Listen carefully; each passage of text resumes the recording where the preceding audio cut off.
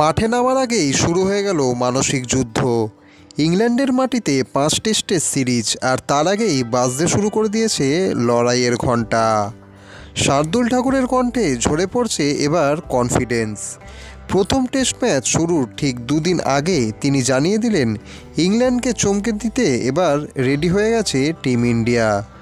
অনুশীলনের শেষে বিসিসিআইয়ের সঙ্গে এক সাক্ষাৎকারে শার্দুল বললেন, ইউকেতে ক্রিকেট মানেই তো বিভিন্ন রকমের চ্যালেঞ্জ, কখনো রোদ কখনো মেঘ, সব কিছুকেই মানিয়ে নিয়ে খেলতে হয়। এই দলে রয়েছে এবার একঝাঁক তরুণ ট্যালেন্ট, যারা সিরিজ নিয়ে খুব বেশি উত্তেজিত। শার্দুলের ভাষায়, আমরা শুধু খেলতে নয়, জিততেই এসেছি।